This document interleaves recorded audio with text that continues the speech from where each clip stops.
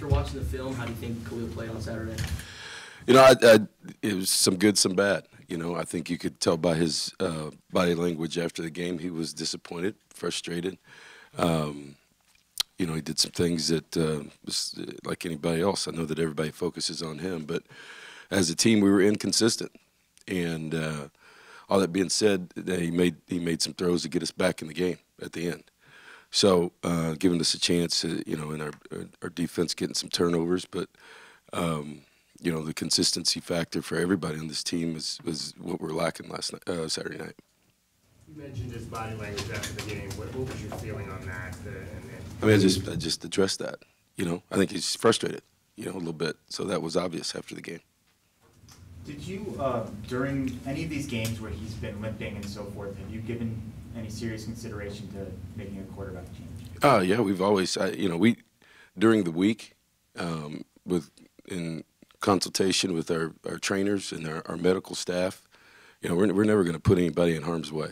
And whether, you know, if he's healthy to play and to do the things that we think, you know, basically the decisions are made to give us the best chance to win the game. And then health-wise, you know, that's a consultation with our doctors, with our training staff, and then with the individual. And so, you know, those decisions are not just, there's not just one thing that goes into that decision. Does that make sense? Like, so all those things are vetted during the week. And so, yeah, I mean, we've had those discussions starting on every Monday or Sunday, all the way up until game time. Go ahead. Hold on. I was going to say the ESPN sideline reporter said that he's been limited at times in practice. Is that true? That's true. How has that, I guess, his injury, how has that affected your playbook and your ability to run what you were, I guess, based on that? You had to say a percentage. It's affected it. It's affected it. I can't give you a percentage of that. I mean, I don't know. That's a hard question to answer right there. Have you been giving your backup quarterbacks more reps in practice? Yes. Considerably more? Yes. What do you think clicked in the fourth quarter against USC? Well, the first thing that was defensive stops, right? So, you know, we got off the field on third down, and limited their in the field position change because we got off the field on third down, and then we created turnovers. So those two things where we've been talking about since the beginning of the year. You know, our defense in the second half, really the fourth quarter, was as good as it's been all year. And with third down stops and creating turnovers, I get you back in the game really quick. Is that something you can build on, like show the guys, Yeah. This is how we need to play defense? Right. I mean, we had third and fourth down stops, right? And they crossed the, you know, when the field position changed, we were able to stop them on fourth down also. And create turnovers in between those series, which gave us an opportunity to, you know, to score 20 points in you know, in a limited amount of time. So things that we have not done this year, which we talked about, sacks, talked about turnovers, talked about third down stops. Basically, that's the one clicking. That's what happened in really the fourth quarter, and which gave us opportunity to get back in the game. Josh Pollock was 11 of 15 last year with field goals. We didn't see what happened in the fall camp to lead you to make a change, but with what's been going on with the kicking game, are you looking at adaptation? Yeah, we're looking at everything, whether it's schematically and personnel-wise in the kicking game. There could be. Well, will there be? Do you know if there'll be a change in kicker this week? There could be. So Kylan Wilborn got off to kind of a slow start this year, but he's come on the last couple of games. He had this Right. sack fumble. What do you think has been the difference with him in the last couple? You know, I don't know. Yeah, that's a good question, Mike, because you heard me during fall camp, right, talking about how much he had improved since the spring. I think he's continued to work at it. I think we've moved some things around schematically, defensively. He's getting some more one-on-ones. I don't think you can, moving, PJ to end, I mean, I think you're creating some other things for him too. Does that make sense? So you're getting a big guy at 330, 340, getting some double teams because he's getting pushed, and he's made a difference the last 2 weeks of playing, and so people are paying attention to that, and so now the edge has become a little bit different. So, I think it's he's continued to work. He showed really good potential during fall camp. And he's just continuing to work at it, and I think some structural changes, some schematic changes defensively have really helped him. What allows PJ to kind of maybe be a fit for that role? Is it just his speed? Is it, the size that he adds on the I think it's size too, particularly in a game like that. So, when you have an offense that was really attacking the edges with the stretch zone play, he's an anchor. He's a big guy that can move and hard to move. And so those double teams and things that get up to the linebacker that really you're asking your interior folks to do to make plays, but also to keep, our linebackers clean. He's able to do that, 2 gaps over or maybe 3 gaps over by playing end and really creating and holding the point in line of scrimmage. So, like I said, we went with our 3 biggest, best guys, in this game last week instead of the rotation with he and Derek at nose, and and in the end, in the second half, it paid dividends. How do you assess JJ's game? There's more to it than just a running back. So, you've got to have places to run also, and he's a hard-working guy. I mean, he just like last week, he runs for almost 300, and he missed some cuts there. But you're never going to fault his effort. You're never going to fault his want to. But just like anything on offense, defense, or special teams, it's a team effort, and that's. We got to block some folks, and we got to create some creases for him too. But you look at his effort during the game, some of his runs after contact. He made yards, and he's always going to do that. He's going to continue to do that. He's always done that. With guys like Jacob Colacion and Tristan Cooper having pretty good games the other day, do you feel like you're starting to develop some depth on defense, or is it premature? Yeah, it's as soon as you get that way, Mike, you see we're missing guys, from either injury, but that's football, right? So, this time of year is this, the conversation that we're having, mid-season, that's the way the game goes. And so these guys who are stepping into these roles, that's to be expected.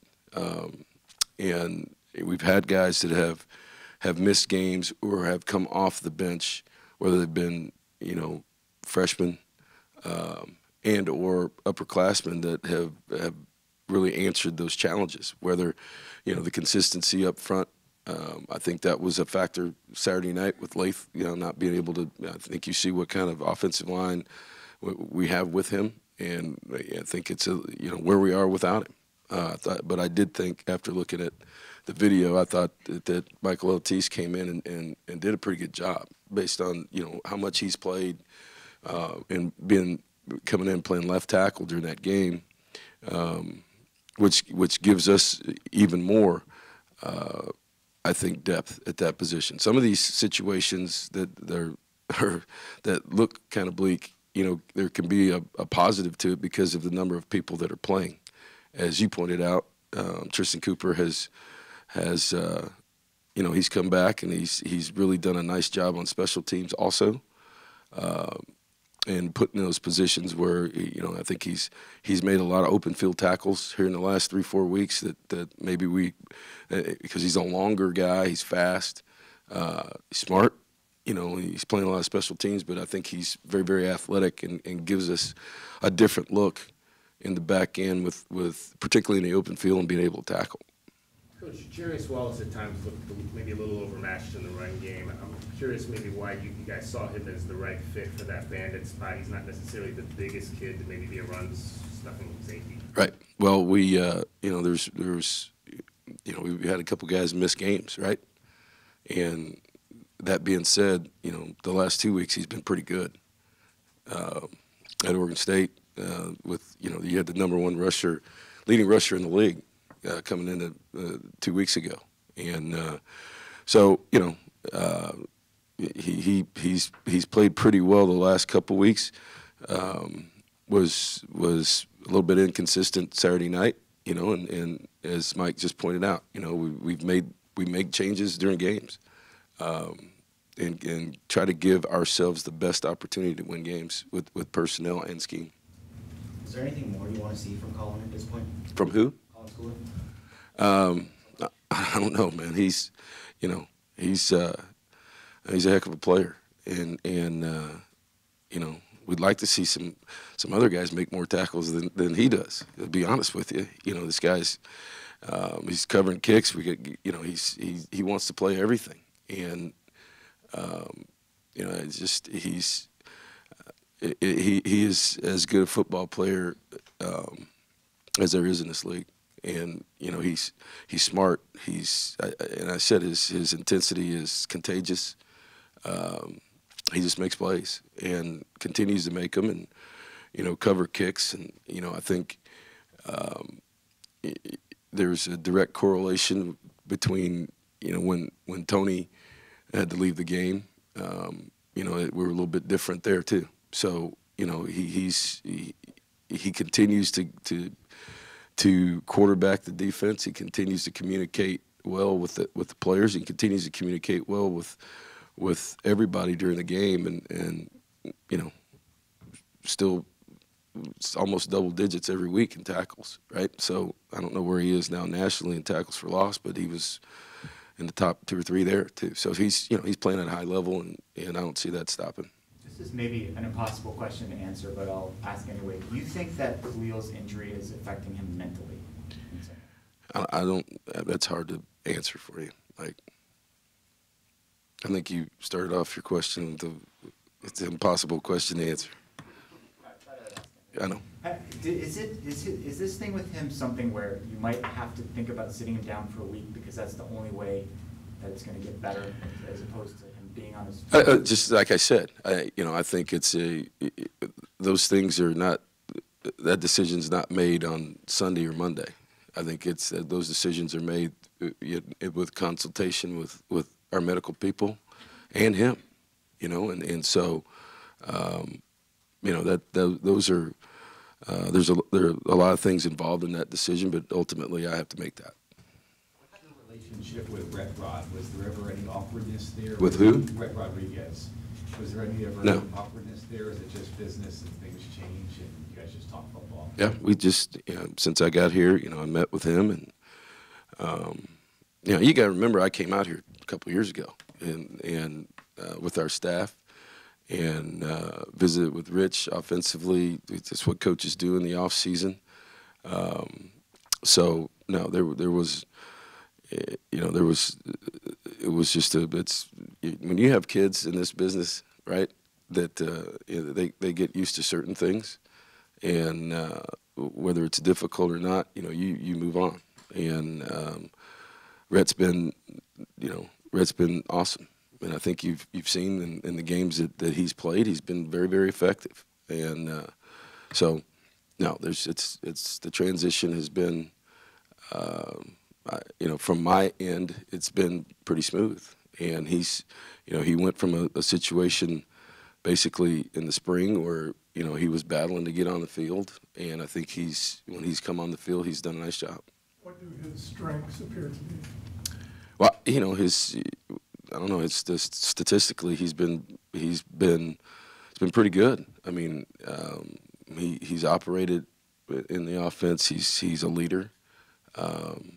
He's moved the ball when he's been in. You know, whether it's been, you know, it's been late in the game, but he's taken care of the football and moved it. You know, we've got, you know, all our quarterbacks. We've got the 2 young guys, And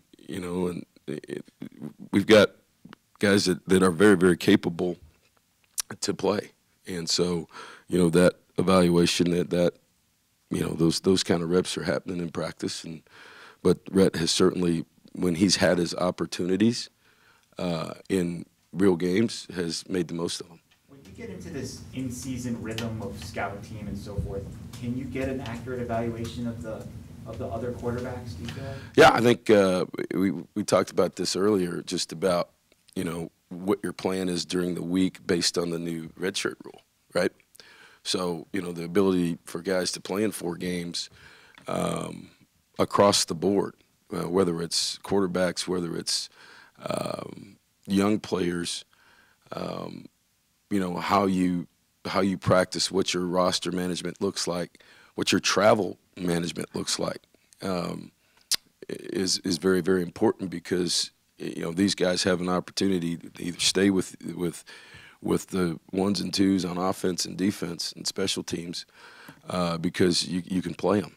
And so, what those reps look like, what practice looks like, is very, very different for us this year than maybe it's been in the past. How did you evaluate that offensive series at the goal line in the fourth quarter, and how did you feel about the personnel you had on the field? There was a lot of talk amongst the people after the game that maybe Gary Brightwell might have been a better option early in that series. Yeah, you asked me that Saturday night, right? So, a week ago, 2 weeks ago, JJ jumps over the pile and scores, right? So, we didn't get the movement we needed early, and got Brightwell in there, and we were able to score. And it's not just, as I get back to it takes more than just the running back to score down there. We got to get some movement, which we didn't the first couple times, and we did at the end. But yeah, personnel wise, we were comfortable with it the week before, since he ran for almost 300 yards. We ought to be able to get a yard down there, and the decision was made. As I said, the toughest decision was the 4th down decision, because we needed 2 scores. And so, in a situation like that, and you're playing the way you are, like, if you don't get a yard, you're not going to win the game anyway. So we decided to go for it. Time for 2 more questions. We saw a lot less of Gary Brightwell this week. Was there any reason for that? Or? A lot less than, the week before he got, 11? 13, right? And, the week before JJ got, 28? So I don't think you saw a lot less of him. I think the situation was about the same. On that kickoff, He ran for 100 yards on those 13 carries, right? A week ago. So it's all relative. On that short kickoff you had, Coach, obviously on a long kickoff, the goal is to kick it out of the end zone, but was there any thought to swimming that short kick and maybe trying to pin him in that situation, or is the goal still there? The goal's still there. That's a dangerous state. Whether they won, they're in the top 3 in the league in kickoff returns. So kicking that ball out, starting at the 25, was the decision we made. More consideration to an onside kick with the ball being at the 50 than you would? Yeah, of course you do. Yeah, it's like anything, like fakes and everything else. Unfortunately, the fakes that I've run in the past that work, are the ones that you do are in your own territory, in the 25 to 35. So, I understand what you're saying, Mike. There's less of a gamble there at midfield, but you look back, and heck, the only kickoff we've returned for a touchdown was a squib kick, right? So it's a dangerous situation, particularly with their personnel that they had, and how they've returned the ball against everybody else they've played. So starting at the 25 was a sure thing.